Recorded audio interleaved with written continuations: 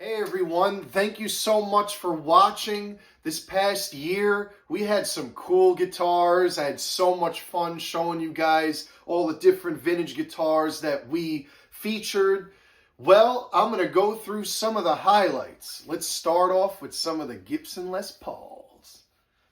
This is a 100% original Gibson 1957 Gold Top.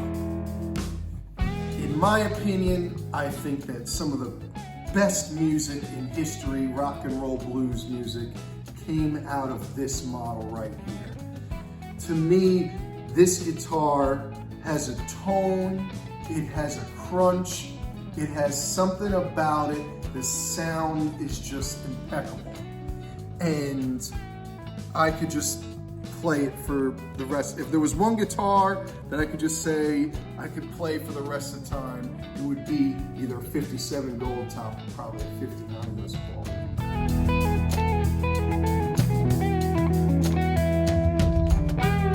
Now, why is this guitar so special to me? This model is the model that Duane Allman and Dickie Betts played back in the late 60s and early 70s.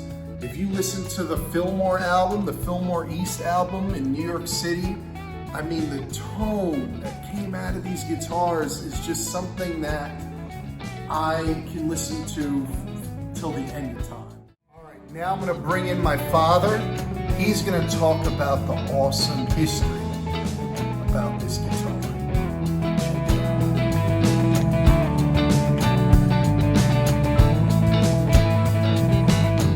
All right, let me tell you a little bit about the history of this guitar from what we found out. This guitar is a very early 58 Les Paul standard. It was made for the 1958 NAMM show. We subsequently got the actual shipping page from February 21st, 1958. This guitar is listed as Les Paul Cherry Red with the serial number, made for CMI, the parent company, and it went for memo display to the 1958 NAMM show, along with the first Flying V, the first double neck mandolin, the first 335, and the first EB2. So Gibson was going through a lot. They decided to make a red Les Paul standard, and it was displayed at the NAMM show, which is pretty cool. And we also can't forget about some of those vintage Fenders, especially the Telecasters. This magical piece of wood is a 1950 100% original Broadcaster.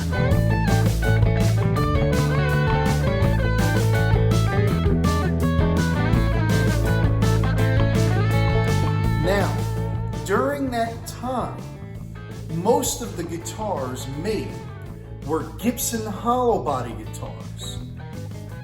This was revolutionary for country musicians, rock and rollers, blues musicians. It was something that actually changed the game for music until today.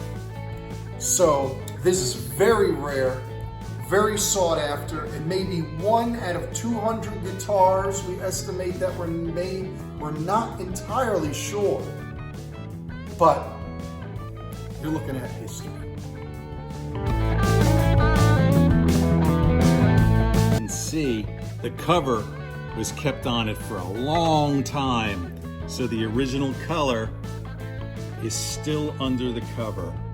You can see how much it's turned butterscotch and how much of the original color was hidden from the light, because it's the light that makes the patina turn darker.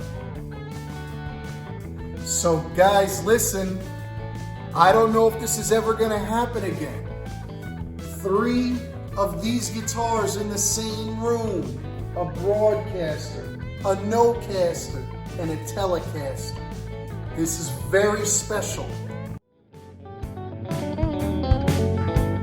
All right, in the 1950s, 99.9% of Fender Stratocasters had a sunburst finish. This one's red. Why is this guitar red? Well, in 1955, this guitar was custom ordered red from McCord Music in Dallas, Texas. A kid from Mesquite, Texas, by the name of Billy Buckmeyer, was looking for a Fender Stratocaster. He wanted a new Fender Stratocaster. Now, there were a lot of sunburst Stratocasters available, but he wanted a red one. This one right here. But my favorite Telecaster that we featured was Stevie Ray Vaughan's. What a cool guitar. Check this out. Look at what we got here.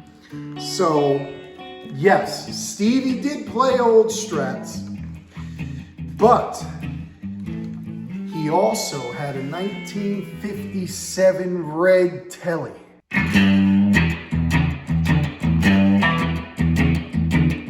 And this was his guitar. Yes, this is Stevie Ray Vaughan's guitar. He only played it when he played with Albert Collins in Austin, Texas. And it's just a very unique thing that Stevie had an old Tele. And I really wish there was some recording of it. I do have a picture I can show you right here. And Stevie's young. I mean, he's got to be super, super young here. But here you go. We got Stevie Ray Vaughan playing this Telecaster right here. And I mean, we're talking about an icon, you know, and it's just an honor to be able to play it. I'll let you guys hear it. We also featured some other Gibson guitars. For me, the highlight is a toss-up. The red Firebird or the 58 Flying V.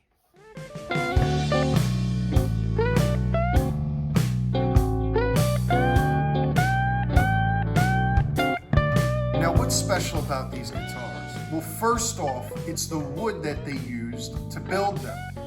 During that time, they were built with what they called Karina wood. Only in 1958, they used this type of wood to build these guitars to have such a beautiful finish, both the Flying V and the Explorer.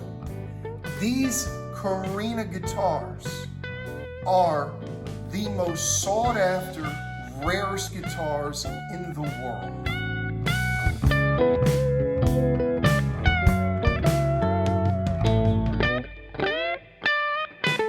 Really cool trapezoid shaped leather case they came in, and the Flying V and the Explorer came in a sort of a square case, but it was a Flying V that came in these really cool trapezoid cases.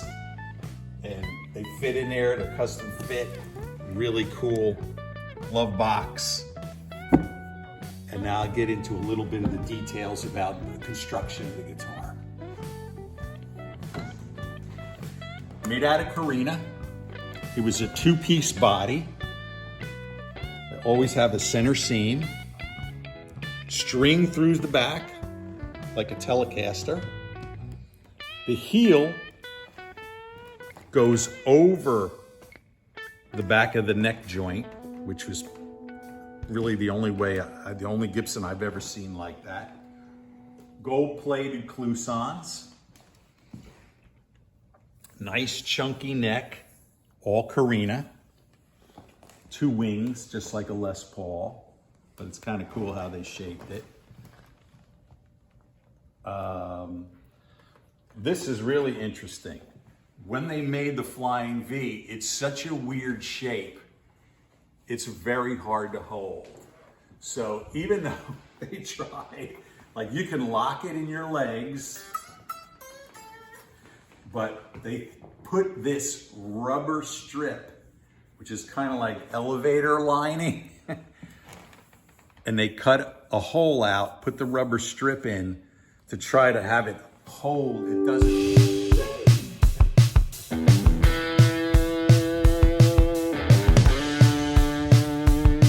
So Gibson did a wild thing and came out with the legendary Firebird.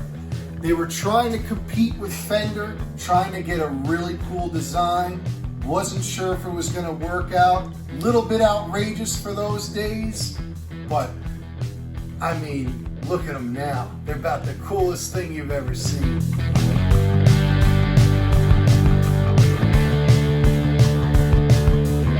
A little outrageous for those days, but little did they know it was going to be one of the coolest looking guitars in the history of rock and roll.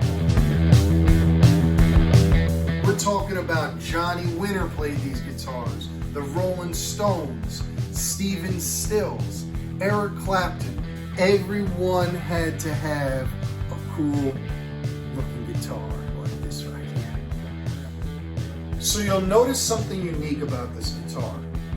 It has a reversed body and it has a reversed headstock.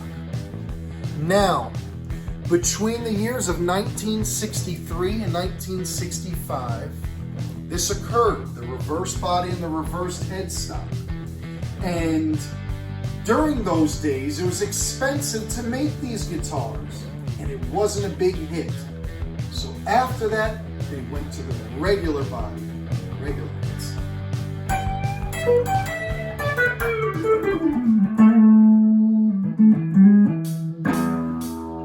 New edition. We're here at the Philly show, fall 2024. Mike, my good buddy Luigi over here, man. Been with us for a long time, good buddy. Anyway, we just got this. It's a 64, 65. Looks wide about it, neck, yeah. wide neck, nickel parts, Lear tailpiece, 335. We got the Tune-O-Matic, just got it. This came in the show. Got the booklet, got the tags, humbucker adjustment, and I don't know what this is, the chemically treated instrument polishing cloth. Oh, you know it's good then. Yeah, that's why it's nice and clean. You know it's pristine. But typical, you know, it's not the Clapton model, but it's close. It's pretty close. Like you could put the stud in there and not use this, and you know, it's a great playing guitar. Very cool. Still has your nylon saddles. Yeah. A lot of cool features on that guitar. Well, thank you so much for watching. I had so much fun showing you all these vintage guitars and the people who played them and made them so iconic. Well, let me tell you, 2025, we got some really cool stuff coming. So you better tune in at Mike Menza Music. Rock and roll.